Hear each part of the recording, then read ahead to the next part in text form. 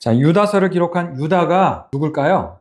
예수님의 동생 유다예요. 마태복음 13장 55절하고 또 마가복음 6장 3절을 보면 예수님의 동생들의 이름이 나와요. 4명의 이제 남자 동생들의 이름이 나오고 또 여자 동생들도 있었다. 한 2명 정도 여동생들이 있었다는 걸로 좀 알려져 있는데, 그 예수님의 동생들의 이름이 나오는데 야고보, 요셉, 시몬, 유다. 그리고 마가복음에는 이제 야고보, 요셉, 유다, 시몬, 이제 마지막 2명의 동생들이 좀 바뀌어져 있어요. 그 중에 이제 야고보가 예수님의 다음 동생이고, 그 야고보가 이제 야고보서를 기록한 그 야고보예요. 그리고 유다서를 기록한 유다는 예수님의 이제 셋째 아니면 넷째 동생인 거죠. 예수님의 동생들이 예수님이 계실 때는 공생의 기간 가운데서도 예수님을 믿지 않았다는 거죠. 예수님이 죽으시고 부활하시기 전까지는 예수님을 그리스도로 인정을 하지 않았습니다. 그런데 부활하신 예수님을 만나고 나서는 그리스도, 하나님의 아들로 인정하였고, 그 이후로는 예수님의 동생들이 초대교회에 아주 유력한 지도자들이 되어가지고 복음을 열심히 전한 것으로 알려져 있습니다. 유다서는 아까 말씀드렸다시피 목회자들이 이제 잘 설교하지가 않게 되는데 그 이유가 몇 가지가 있는 것 같아요. 이 마지막 부분 전에 딸랑 한 장 있다 보니까 그냥 넘어가게 되는 그런 경우들이 있고, 또 유다서의 본문이 총 25절이에요.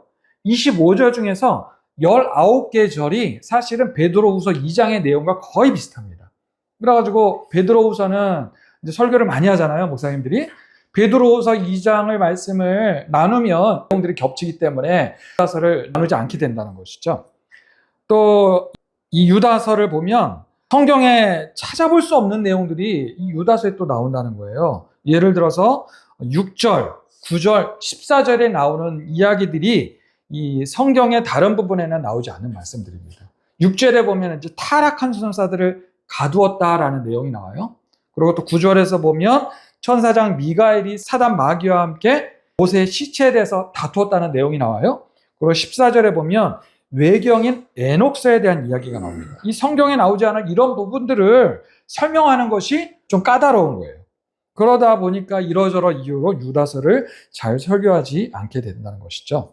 근데 하지만 하나님께서 유다서를 주신 목적이 분명하게 있고 또 함께 나눌 은혜가 분명히 있다는 생각이 있어서 두 부분으로 나눠가지고 유다서를 함께 나누도록 하겠습니다. 유다서를 묵상하다 보니까 참 재미가 있어요. 그 부분을 같이 나누면서 함께 은혜를 함께 나누도록 하겠습니다. 자, 1절 다시 한번 읽어볼까요? 다시 한번.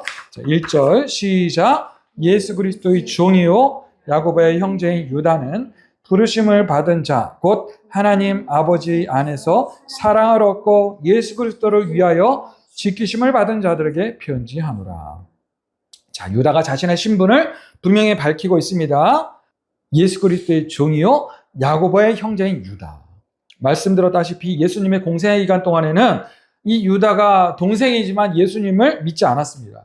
그러니까 어려서부터 함께 자랐던 형이에요.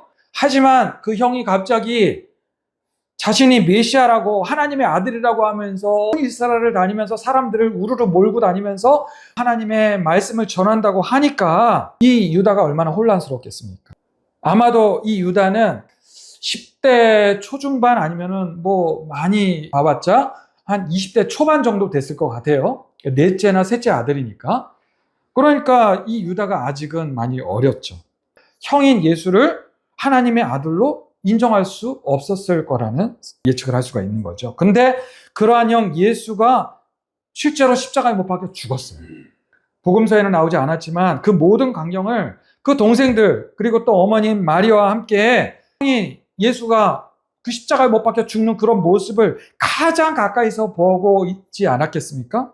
분명히 바로 앞에서 예수님이 십자가에 매달렸고 숨을 거두었고 로마 병사가 예수님이 죽었는지 안 죽었는지를 확인해 보기 위해서 옆구리를 창으로 푹 찔렀을 때에 물과 피가 나왔고 그 예수님의 시체를 세마포로 싸서 무덤에 장사했었고 그 무덤을 큰 돌로 막았었는데 그 예수님이 어떻게 됐어요?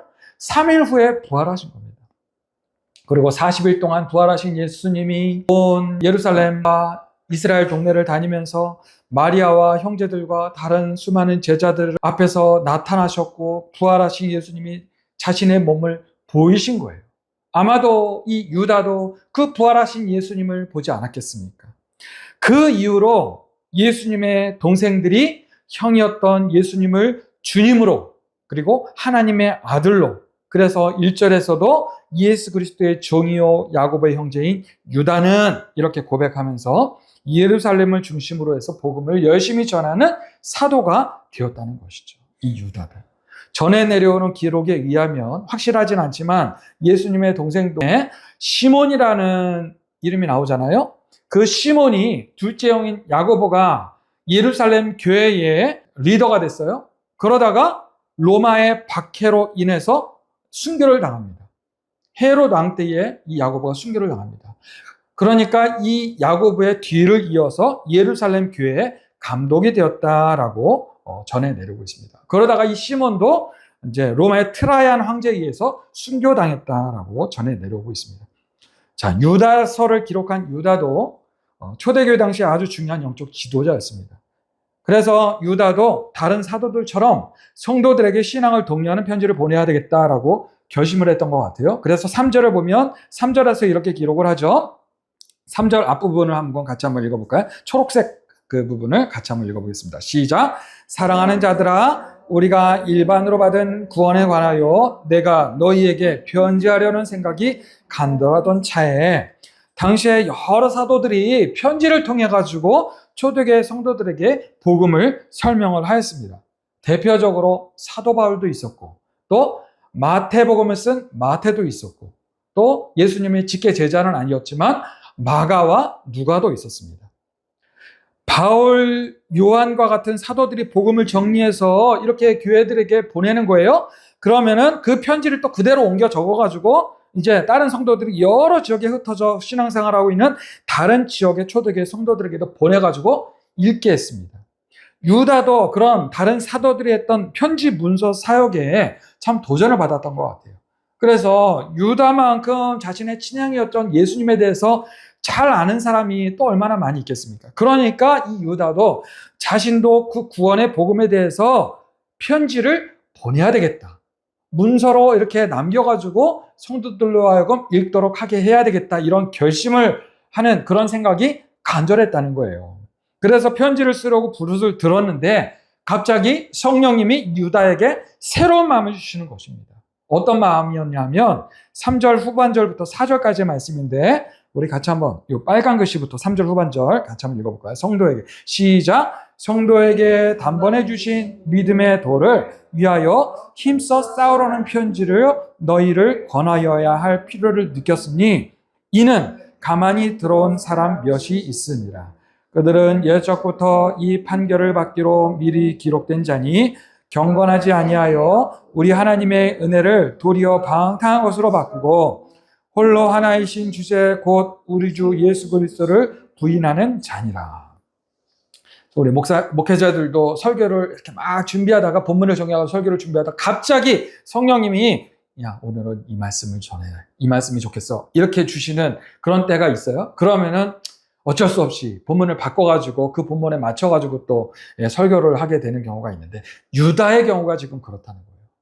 예수님의 복음에 대해서 처음부터 끝까지 찬찬히 기록해가지고 보내려는 마음의 결심을 했는데 갑자기 긴급한 성도의 초대교회 성도의 문제점이 보여지는 것이었습니다. 그 긴급한 문제가 뭐예요? 거짓 교사의 문제였다는 것이죠. 4절을 보면 가만히 몇 사람이 초대교회 성도들의 모임에 들어왔다는 거예요. 그리고 그들의 특징이 뭐라고 합니까? 첫 번째는 경건하지 아니한 자였다는 거예요.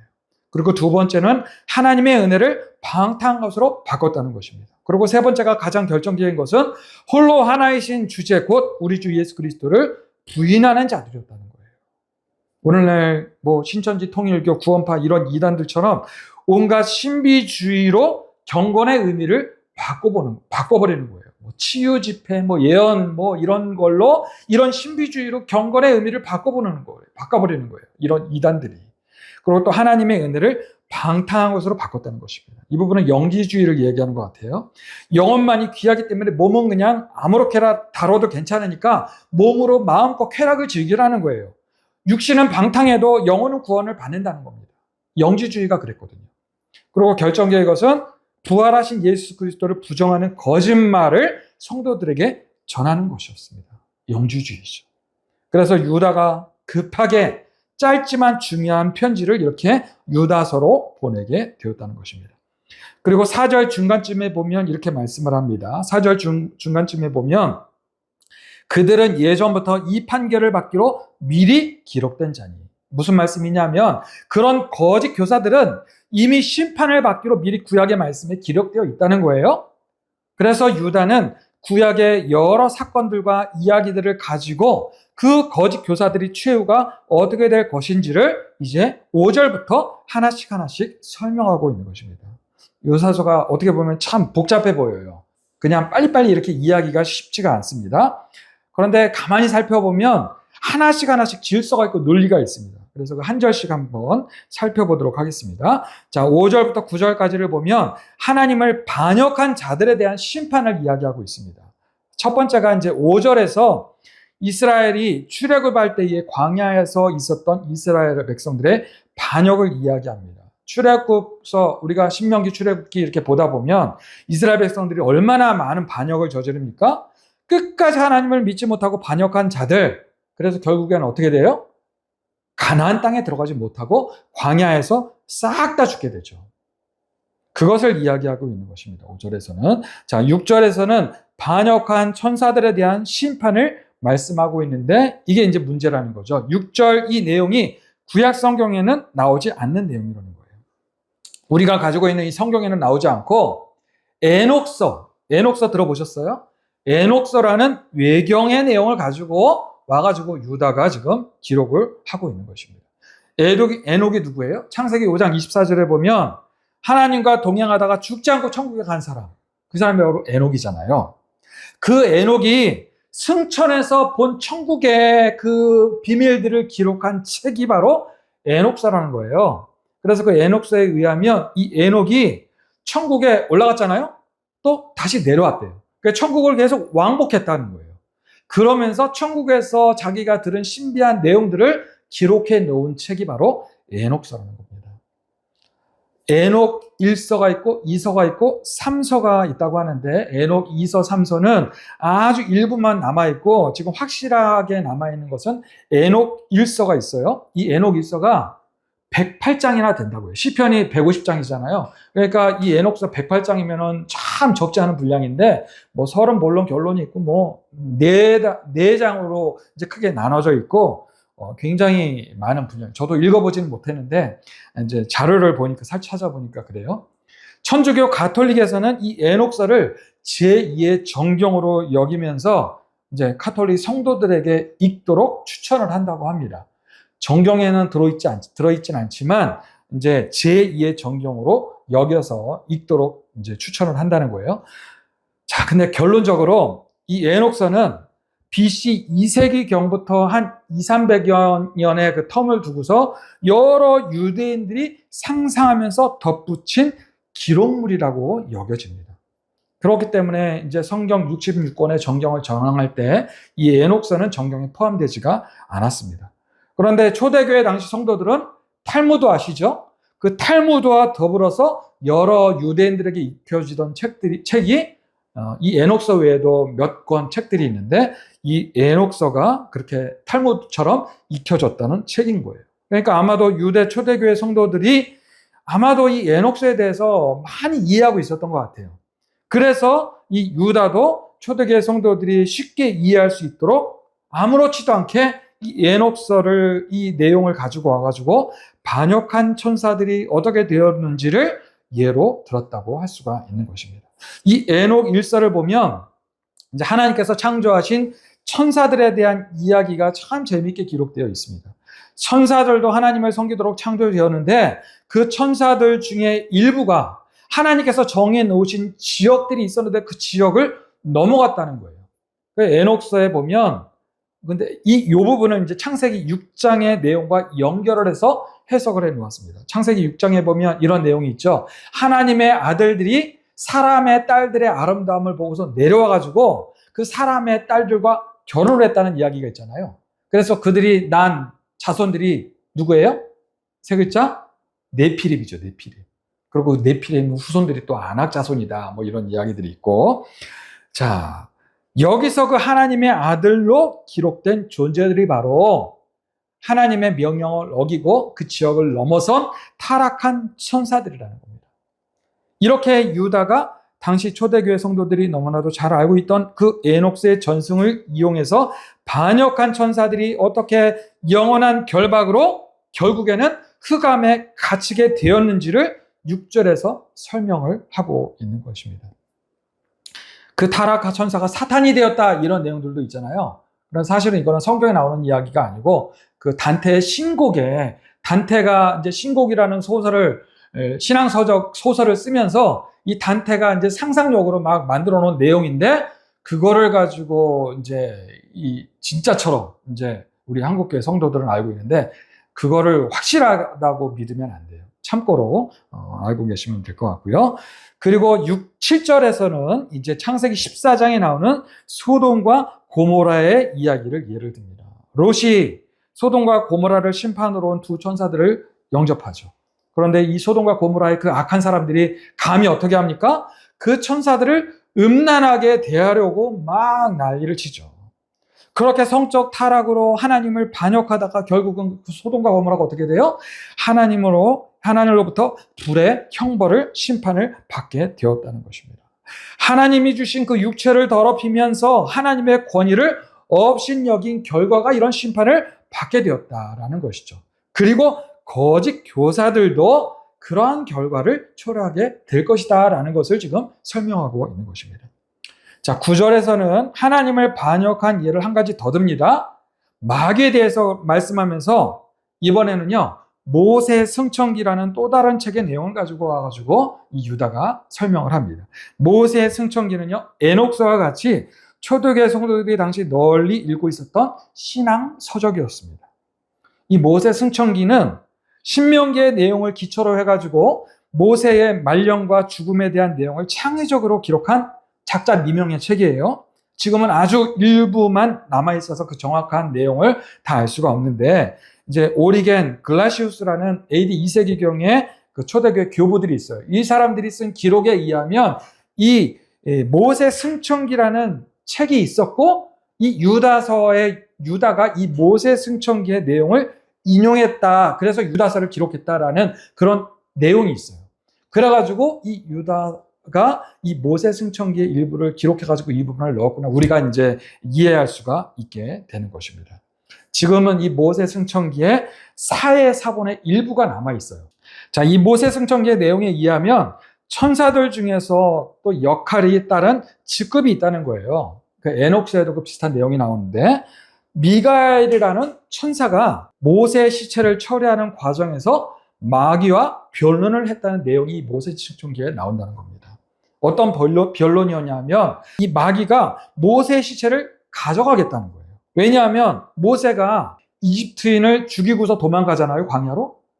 이 모세도 살인자이기 때문에 내가 이 살인자인 모세의 시체만큼은 내가 가져가야 되겠다라고 마귀가 주장을 했다는 거예요. 그것을 미가엘이 보고서 그러면 안 된다. 그 모든 권한은 하나님께 있다라고 하면서 이 마귀를 꾸짖었다는 거예요. 이 모세승천기라는 책에 나오는 내용입니다. 하나님의 권한이기 때문에 하나님께서 너를 꾸짖으시기를 원하노라라고 미가엘 천사장이 말했다는 것입니다. 그러니까 모든 심판의 최종 권한은 하나님께 있다. 하나님의 권한이다라는 것이 지금 오늘 본문에서 이 유다서가 선언하고 있다는 것입니다.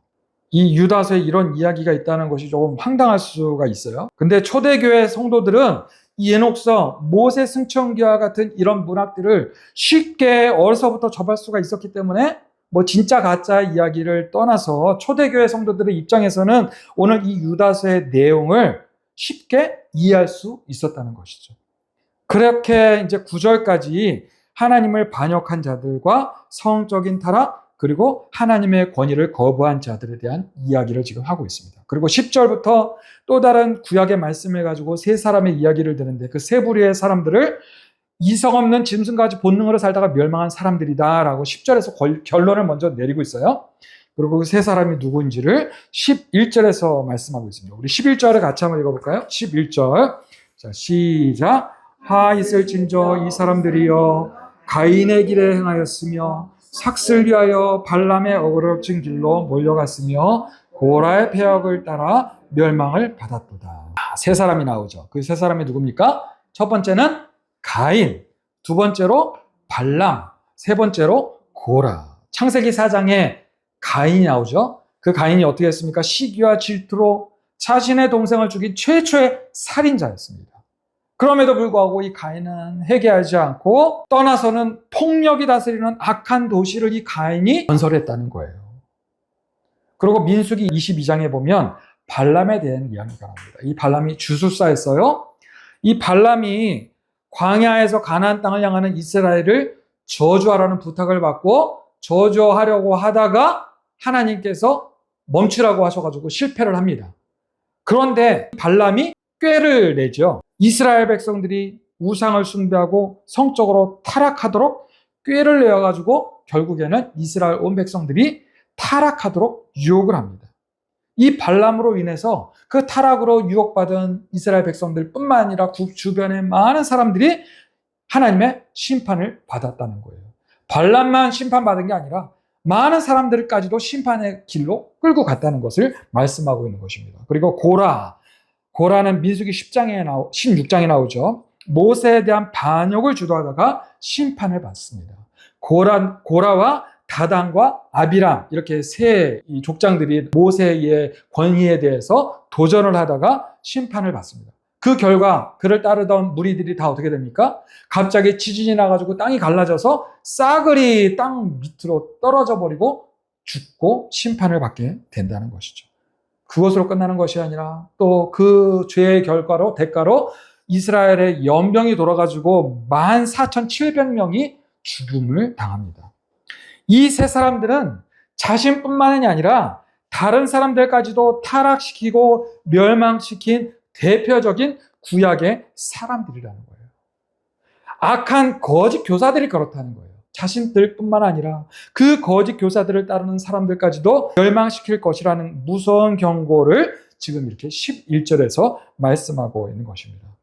그러면서 이제 그 악한 거짓 교사들의 실체가 어떤 사람인지를 여러 시적인 이미지를 가지고 이제 12절과 13절에서 아주 실감 있게 말씀을 합니다. 이 12, 13절을 같이 한번 읽어보겠습니다. 12, 13절.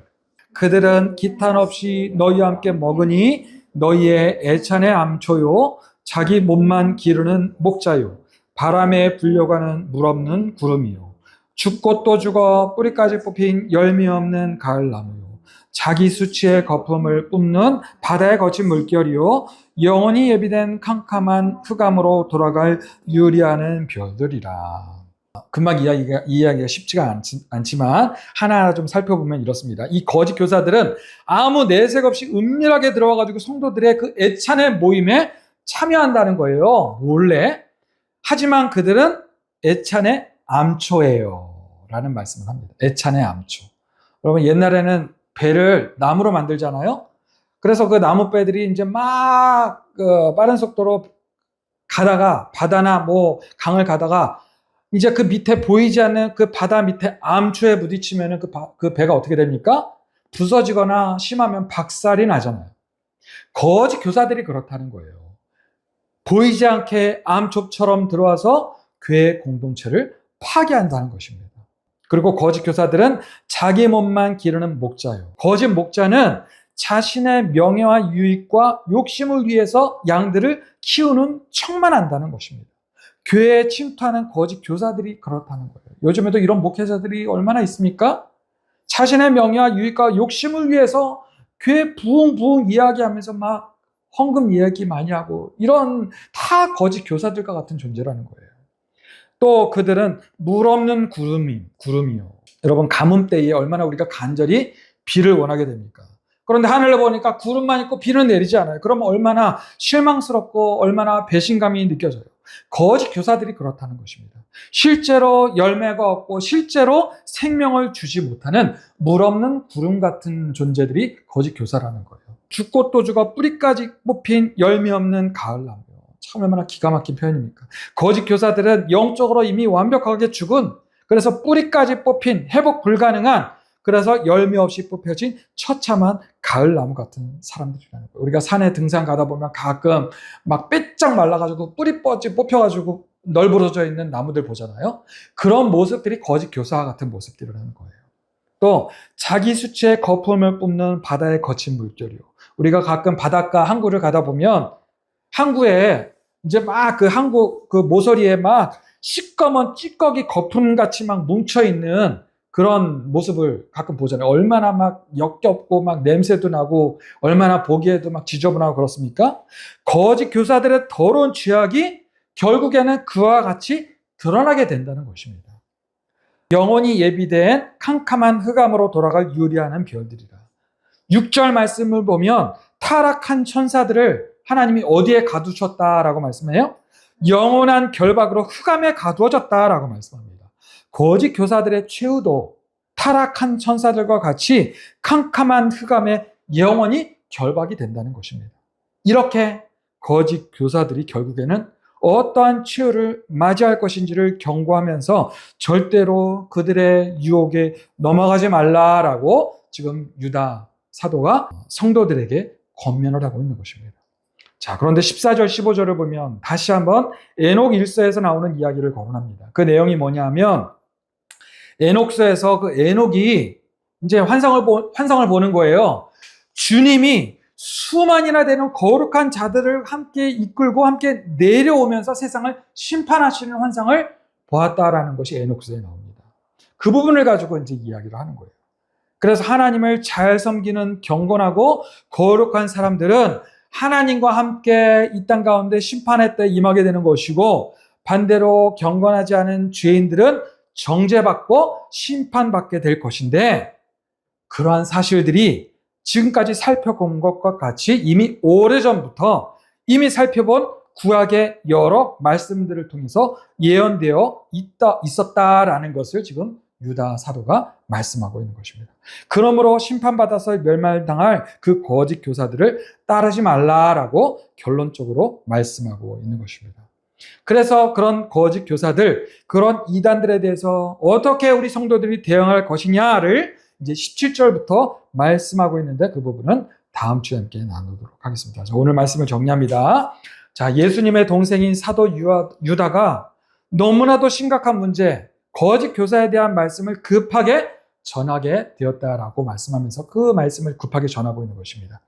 자, 그런데 여러분, 2000년 전부터 이렇게 거짓 교사들, 이단의 문제가 심각했다는 것이죠. 여러분, 지금은 어떻습니까? 훨씬 더 심각하죠. 최근에 우리나라에서 천주교 성도들이 그렇게 늘어나고 있다고 해요. 개신교, 우리 교회 다니던 사람들이 교회에 너무나도 실망을 한 나머지 개신교와 비슷한 천주교로 옮긴다는 것입니다. 제가 지난주에 어떻게 우연히 알고리즘이 어떻게 저한테 이렇게 오는지 모르겠는데, 우연히 어떤 유튜브를 봤는데 카톨릭의 평신도 어떤 젊은 청년이 카톨릭 교리들을 하나씩 쉽게 설명을 잘해주는 유튜브를 제가 어떻게 보게 됐어요. 저도 궁금해가지고 한번 열어서 봤는데, 이 형제가 젊은 친구인데 차분한 목소리로 조분조분하게 이해하기 쉽게 하나씩 카톨릭 교리들을 설명을 해주는 거예요. 그러니까 댓글을 보니까 너무나 많은 사람들이 이 청년의 유튜브 내용들을 보고서 설득 당하는 거예요. 제목이 그래요. 성모님 사랑해도 될까요? 연옥이 뭐길래? 고해성사에 대해서 개신교에서 설명하기 어려운 난제풀이, 뭐 이런 호기심 이렇게 끌만한 내용들을 가지고 이렇게 올리니까 이제 우리 기독교 신자들도, 교회 다니는 성도들도 이렇게 들어가 보게 되는 거예요. 저도 이렇게 보게 되니까. 이런 제목으로 관심을 끌어가지고 천주교 기본 교리들을 설명을 하는데, 제가 이제 그 댓글들을 또 보면서 놀라게 된 것이, 와, 이렇게 쉽게 설명을 해주시니까 이해가 너무 잘 되고 너무 좋아요. 천주교인으로 불러주셔서 너무 감사해요. 참 예수. 저는 교회 다니는데 영상을 보니까 천주교 너무 좋은 것 같아요. 교회에서 궁금했던 것들을 이렇게 너무 쉽게 풀어주셔서 너무 감사해요. 저도 천주교 다닐까 봐요. 이런 댓글이 몇천 개씩 달리는 거예요. 저도 이제 하나씩 조목조목 들어봤는데 진짜 설명을 잘 해주더라고요. 차분하게.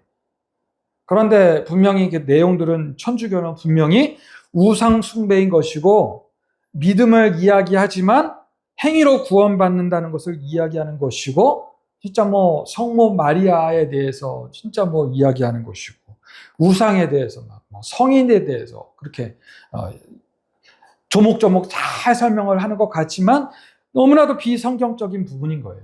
그럴듯하게 이렇게 말하니까 일반 성도들은 미혹이 되는 것이죠. 여러분 그 만민중앙교회 뭐 신천지 여기서 운영하는 채널들 한번 유튜브 채널들 한번 들어가 보면 찬양 뭐 뮤지컬 이런 것들을 얼마나 프로페셔널하게 정말 만민중앙교회인지 신천지인지 모르고 듣다 보면 은혜가 돼요. 이런 식으로 사람들을 미혹한다는 것입니다.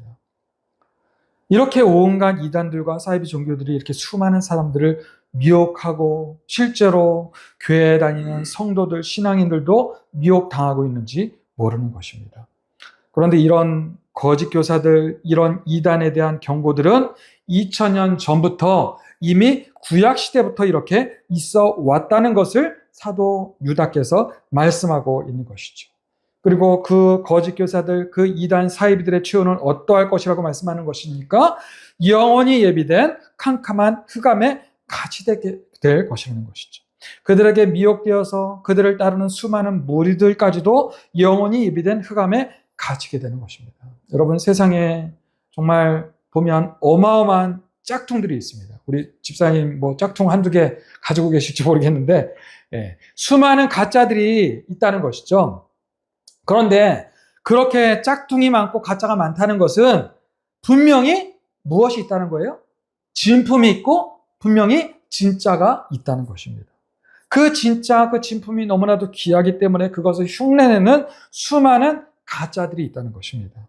그렇게 가짜가 있다는 것은 분명히 확실히 진짜가 있다는 것이고 진리가 확실히 있다는 것입니다. 여러분 그 진리가 무엇입니까? 우리의 구주이신 예수 그리스도. 우리의 구주이신 독생자 예수 그리스도가 참 진리이신 줄을 믿으시는 저와 여러분들이 되시기를 바랍니다. 진리이신 예수님을 믿지 못하도록 사단 마귀는 수천 년 동안 치밀한 계획으로 수많은 가짜들을 만들어서 믿도록 하여서 지금까지 엄청난 성공을 거두고 있는 것입니다. 그리고 앞으로도 우리는 정말 예수님을 믿기 더욱 어려운 시대를 우리가 살아가고 있는 것입니다. 지금 우리는 이렇게 하나님께서 특별한 은혜를 베풀어 주셔가지고 이렇게 예수님을 믿고 진리이신 예수님을 예배하고 있지만 염려가 되는 것은 우리의 자녀들인 것이죠. 우리 자녀들의 세대가 염려가 되는 것입니다. 사단의 수많은 유혹에 중독이 되어가지고 진리의 복음의 말씀을 정확히 제대로 듣고 보고 듣지 못하고 있는 우리 자녀들을 보면 정말 우리가 눈물로 기도하게 되는 것입니다. 그러므로 여러분 우리 자녀들을 위해서 더 많이 기도하시고 또 기도해 주시길 바랍니다. 그리고 또한 나 자신이 믿음이 끝까지 이 마지막 때에 흔들리지 않도록 해달라고 내가 더 큰 믿음으로 살아갈 수 있게 해달라고 더 큰 믿음을 달라고 간절히 기도하시는 저와 여러분들이 되시기를 주님의 이름으로 축복합니다. 자, 기도하겠습니다.